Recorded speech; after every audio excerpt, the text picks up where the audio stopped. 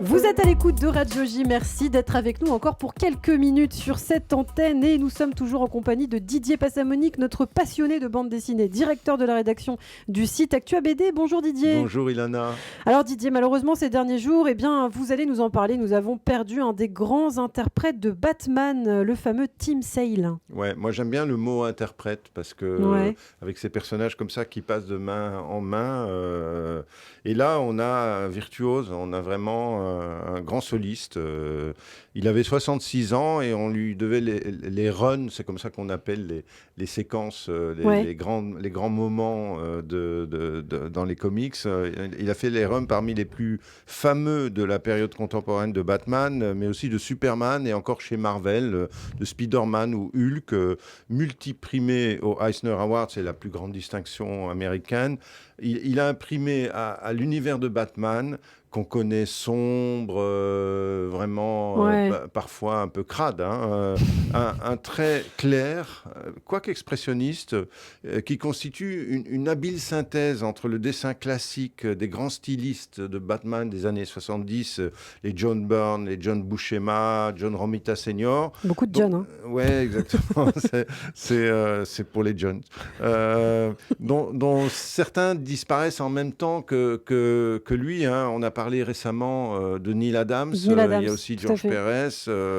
Et puis donc, c'est ça qui est intéressant, c'est qu'il a un dessin qui se calme par rapport aux avancées graphiques d'un Frank Miller, qui est une des grandes figures de l'édition indépendante de l'époque. Et donc son empreinte sur le comic book de son temps, en fait, se résume par un mot, c'est l'élégance. Alors il faut parler de sa vie. Il a vu le jour, Tim Sale, le 1er mai 1956 à Ithaca, c'est dans l'État de New York. Absolument, et puis il est le fils d'un grand critique littéraire en fait, mais il n'est pas très new-yorkais, il passe sa jeunesse à Seattle, il est en fac à l'université de Washington pendant 2 ans, et ce n'est que sur la fin qu'il va switcher sur New York City, où tout commence pour lui en fait, parce qu'il suit les cours de la fameuse School of Visual Arts, où a enseigné notamment Will Eisner ou Spiegelman, et puis participe à des stages dans l'atelier de John Buscema, c'est le meilleur dessinateur de Conan le Barbare, dans les workshops conjoints avec Mary Severin, qui est l'une des grandes figures de Mad Magazine et des DC Comics, une femme, une des meilleures coloristes de son temps, un graphiste et coloriste de génie.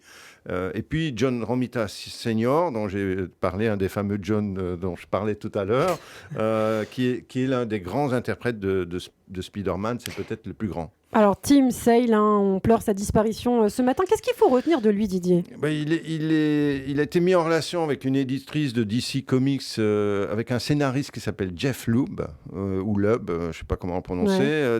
Déjà très capé, c'est un scénariste qui vient d'Hollywood en fait, et qui l'embarque dans un premier projet, c'est son premier projet de comics à ce scénariste, qui s'appelle Challengers of the Unknown.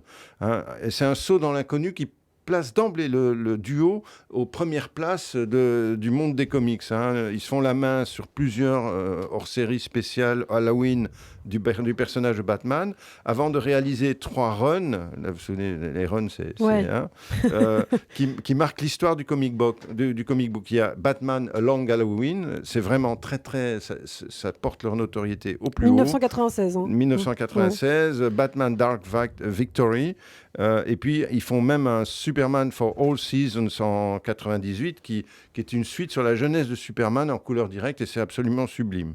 Et donc, à l'instar d'un Darwin Cook, qui est un autre fin styliste comme lui, trop tôt disparu dans la soixantaine, il tourne le dos à la tendance des super-héros du moment, et il n'y a pas ce côté m'as-tu vu de certains super-héros, voilà, c'est vraiment parce que ce qui caractérise les super-héros des années 70, c'est que justement on découvre l'informatique et ça va être du Photoshop qui va dégouliner à toutes les pages. Ce n'est pas le cas pour Tim Sale, qui donc est vraiment l'incarnation de l'élégance et qui a fait de Batman un personnage élégant dans ces années-là. Et oui, un grand artiste qui disparaît et qui aura traversé l'époque avec une singulière élégance. Merci beaucoup Didier Passamonique pour cet hommage. Didier, on vous retrouve demain matin sur Radio J.